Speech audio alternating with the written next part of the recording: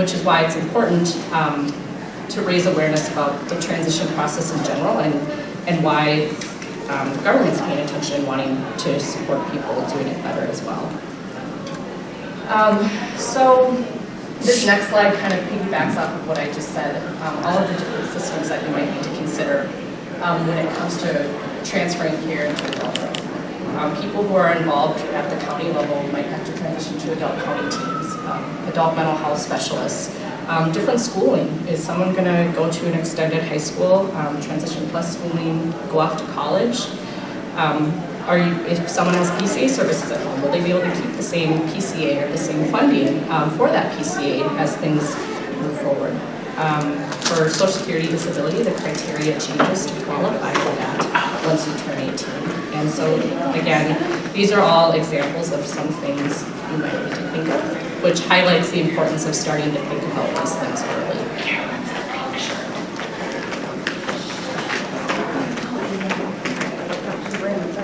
And two, just why is this so important? Again, we want all of our youth to be able to be successful and to really promote the tools that they have to avoid any gaps in coverage or service and to promote continued access to care.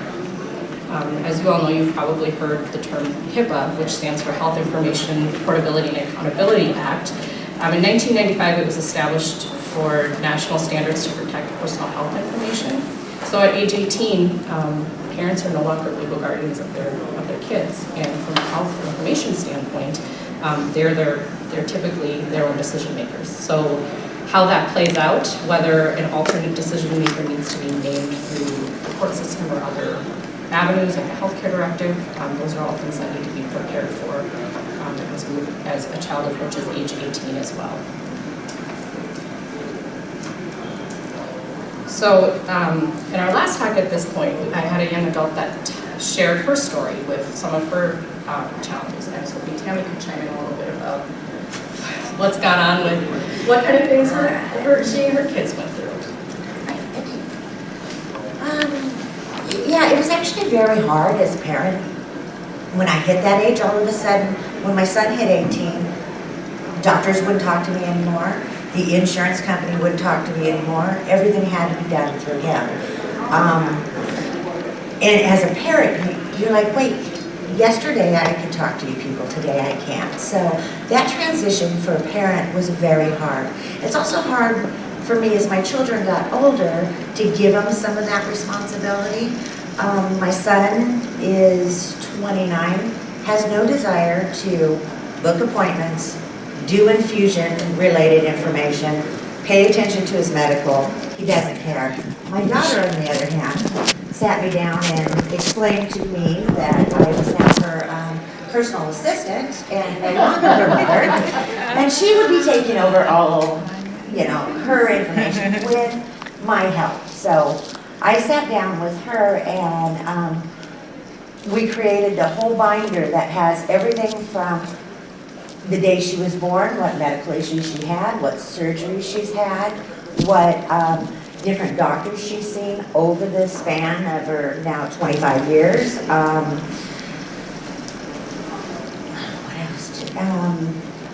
What her insurance company was, all the information she needed for that, all the different specialties like the pharmacy information, a whole list of all the drugs that she needs to order through the pharmacy for her weekly infusions. Really kind of put everything in a piece of paper so then she could start going to the doctors and making those different appointments and those decisions for herself. Yet as her PA, I still go with her and help her and do a lot of the stuff. But we kind of work as a team now. And the doctors talk to her, they don't talk to me, which is a little hard to, I still want to answer all those questions. So kind of, cutting that umbilical cord a little bit is still hard on me more than it is on them. So. It is. That's about it. If you have questions, we'll be standing over here. Thank you. I have a question. Yeah. Isn't there something that a child, adult, 18, can sign giving the okay for parents talk to doctors and everything? Yes, and we Yes. actually talked about that in the last meeting, and at every doctor's office, you can have them sign a waiver that they can talk to you, or whoever they want to talk to. Is So- it something that would be done at like every single appointment, or is it something that like if you always went to this hospital for, You can do it for the a bunch of whole different hospital, doctors? but you also need to do it for the individual doctors, I have found, and also for the insurance company and for like PSI or other different organizations that you work with. They all have to have, you can talk to my mom, or you can talk to. Yeah. But isn't there some kind of legal designation, like healthcare guardian or something like that? I had heard there was. Yep, yeah. Because that it stresses my son out, you know, when he's sort of in between your daughter and your Right. son. He wants to do some stuff, but not other stuff. Well, we And- became our son's legal guardians when he turned 18, but Okay. I hope at some point that we don't have to be, and it's something that each year gets renewed.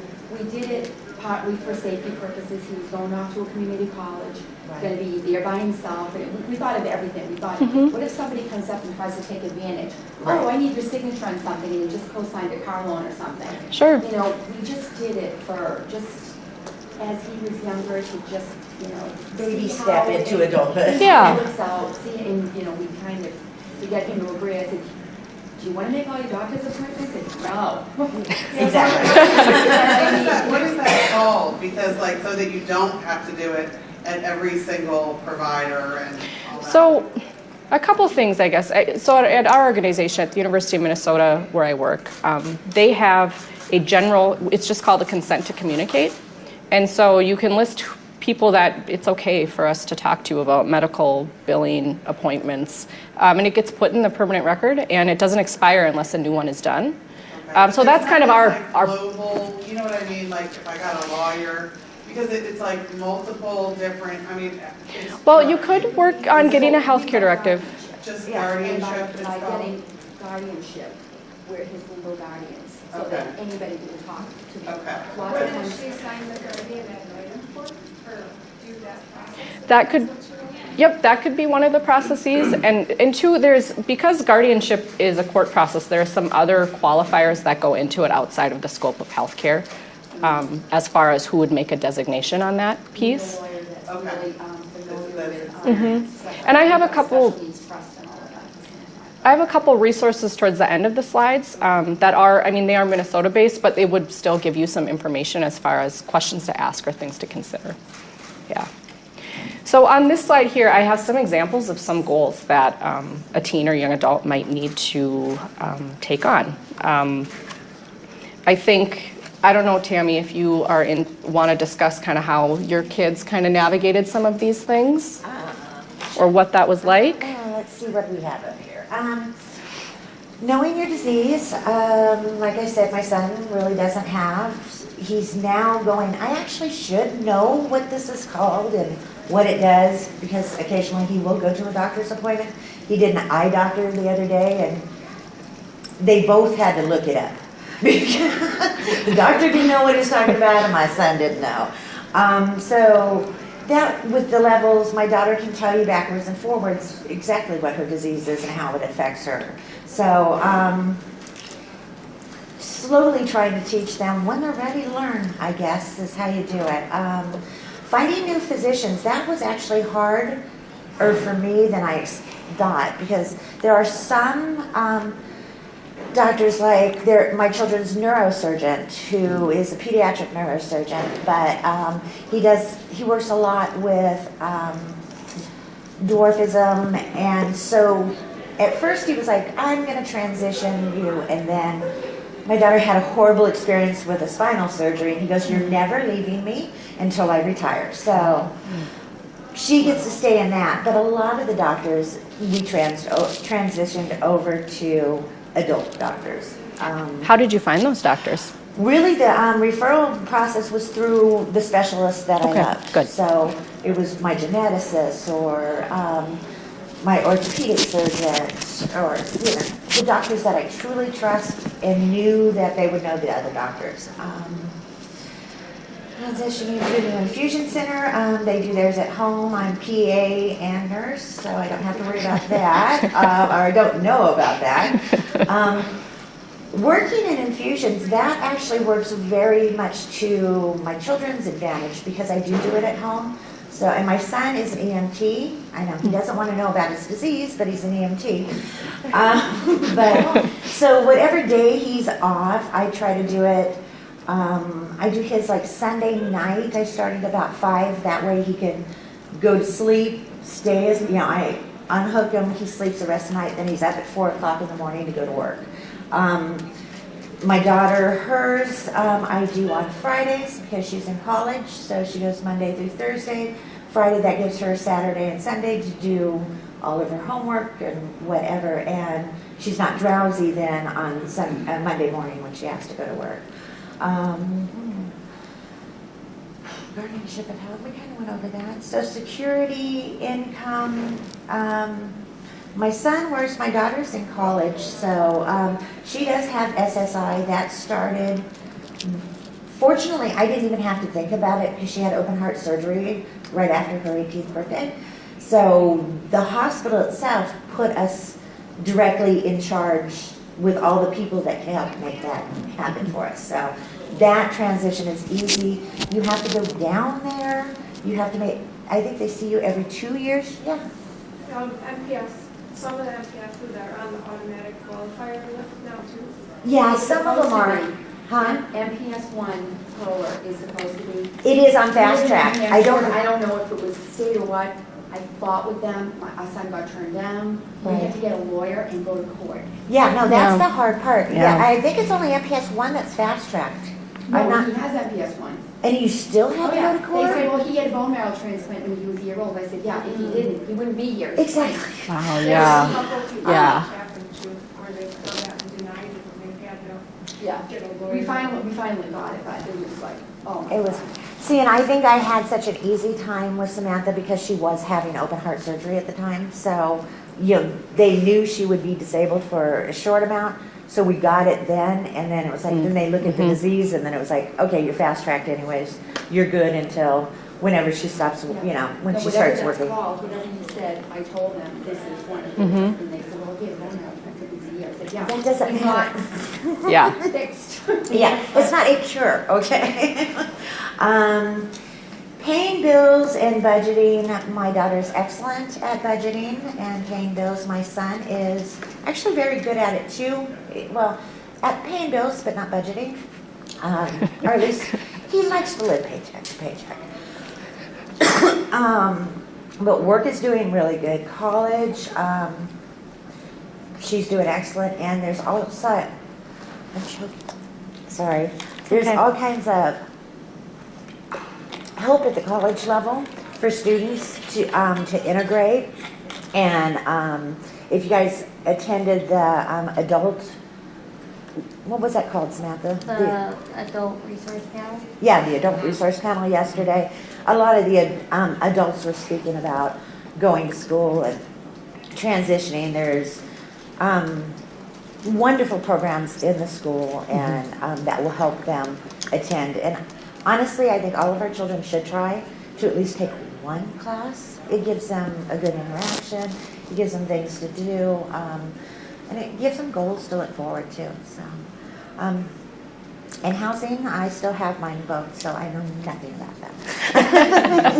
Last question. So your son is disabled as well? Both of my children have MPS well. Okay, so, and he works Yes, full-time? yes. Okay, so how are they with his disability? He didn't tell them about it for a very long time, and actually, I still don't think many people know. They know he's shorter. They know he's got something, but he never explained it to anybody. Huh. So, and he Well, what managed about to his do it. medical, appointments I and have, stuff? I do that around his schedule because he's an EMT and he does 12-hour shifts. He's off, he works Monday, Tuesday, Wednesday, and every other Thursday. So we try very hard to make sure all the appointments are on those days off. And then I do the treatment at home, so he's not missing that. There are occasions where the clinics, these are the only days they have open, and he schedules a vacation day around it. Are there anyone else here that has an adult MPS that's working full-time? I just work there. Okay. It's like our son is just, you know, I mean, they're not very tolerant They're not very tolerant. of him missing a lot. That is the hardest part. It is. It is. And yeah, I don't know how to get around that either. I think it works very well for my son Jacob just because of the way his schedule is set up. I mean, for a long time, he actually worked graveyard shift so that he would be able to be off during the day. Now he's just kind of got it looking out, but yeah, that is a hard one. And technically, there is a Family Medical Leave Act where an individual can fill out paperwork, but I know it can be enforced however. Okay. He gets it Yeah. every year. Yeah. But, I mean, yeah, he's just always worried about losing his job. Yeah. That's stressful. Yeah. There Yeah. are a couple of young adult MPS1 patients that we work with who do work from home at least one day a week or a couple days a week and do home infusions at that time so they can be working while they're up. And then there's another on the end that works full time and does on weekends and Saturdays. It's not easy, but Right. Sure. He's worked his infusion out because he works 980s or whatever, so he gets Fridays. And he's worked it so he gets a half a day every Friday to do his infusions. I'm just talking about the other medical doctors. Yeah. All the stuff Yeah. that goes with it. Yeah, and since he is taking care of his own medical, I mean, even when like a doctor calls him back, he doesn't want to answer the phone at work. Yeah. Yeah. It's really difficult. Yeah. Yeah. It is very challenging. You kind of, someone almost has to get creative in how they manage it, but it's still, Right. some things aren't. But I feel guilty. I feel Sure. guilty for not like being involved because I know how much time it took. And then I just like gave that to him. You know what I mean? And Yeah. maybe that wasn't the best way. Do you mind? Yeah, if he wants control. Do you mind me asking what his job is? Yeah, he works for a big oil and gas company as IT guy. I know with my last cardiac appointment, I took over scheduling all of that, and I actually did it through email with the receptionist. So if he doesn't want to answer the phone, you can see if that's an option. And just throughout the day, she would email me, this time doesn't work, does this time work? We have to move. I had to move that appointment 4 times. or if they have my chart system, you can do it right. This is really hard. He's having a difficult time finding doctors as well. Like the everyone keeps saying, just do it through your geneticist, and she doesn't want anything to do with him anymore. And so I think Okay. Receive care. Houston Medical Center. You know what I did finding providers? If I get a couple names from people and then I just email them. And I mean, that was just, I'm not saying that's right for everybody. And then the ones that responded back, I interviewed them. If they work out, that's like my primary. That's who I started seeing. I would have doctors from the county, the doctors, so he understand that he needs that, see the most MPS patients. No, and she referred him to an adult one, but he didn't want to see it either. Well, it's not even so important that they have MPS experience, it's that they're willing. Yeah, that's what I was going to ask. Yeah. Do you know any Yep. families around you that you might be able to speak to? Mm-hmm. No. You're in the Houston area? Yeah, but, like, I don't take care of that anymore, so, I mean, Oh. he does. Right. But, so, like, some of the decisions he's made, he'll, like, go to a doctor that's like a DO.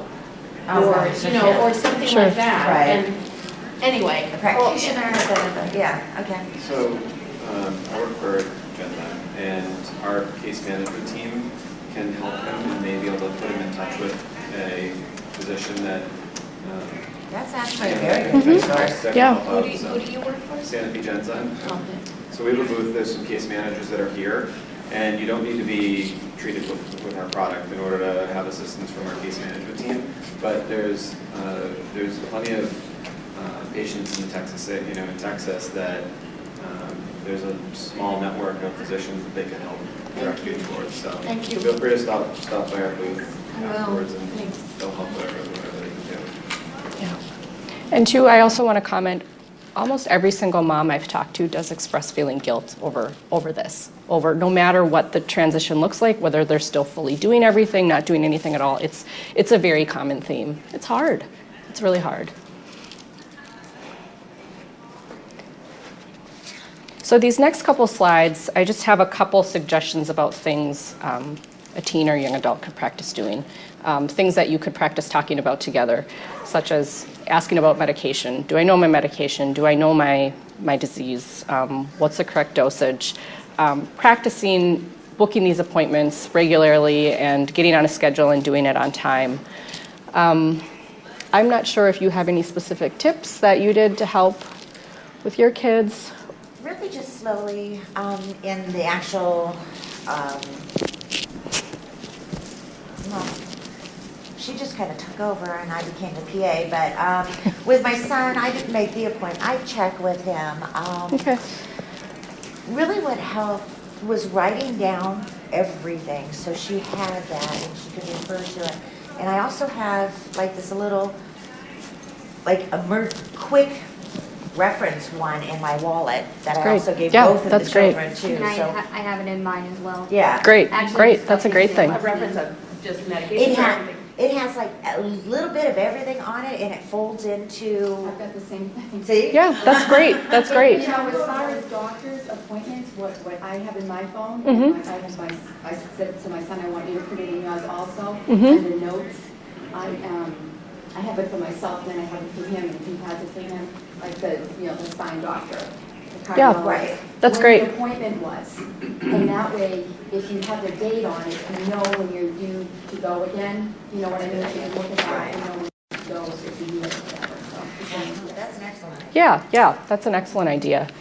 And two, kind of similarly along the wallet card thing, but keeping track of medical records and learning how to keep all of that information together.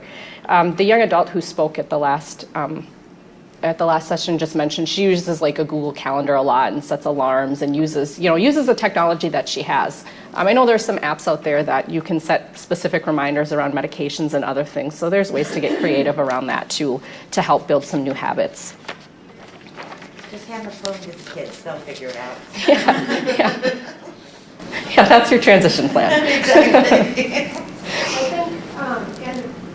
think in addition to having a wallet card, you can download on your phone and list all your medical issues. And then you can have some of it so it shows up on your front screen. Actually, Regardless on an Android. It's in the iPhone settings.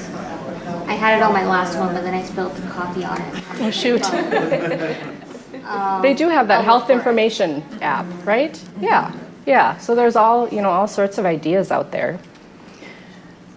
So again, I know I touched on this earlier, but community resources kind of tend to transition a little bit differently. It can get very complicated depending on the city or the county or the state or what funding stream is paying for the services that you have.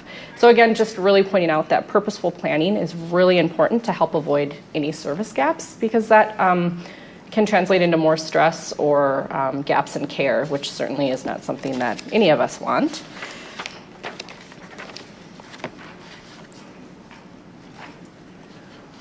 And then again, suggestions for you parents. I know this is not easy, kind of thinking you need to hand the torch off to your child to do these things. An example I had found, It's hard. think of it similarly to you don't just hand your car keys to someone that doesn't have a driver's license and let them drive. It's a gradual process. You walk along with them, you practice, you're a role model. And they learn from you about how to go through these complicated and challenging processes. So just, keep an open mind, have conversations, learn about what does your teen or young adult feel about managing their healthcare. What are they scared about? What are they worried about? And two, what are they excited about? I mean, taking on some of these tasks is that they've watched you do for so long. They might really enjoy that. Kind of take inventory, what skills they already have. Are they comfortable? Do they know their doctor's name even, their medication name? Are they comfortable calling?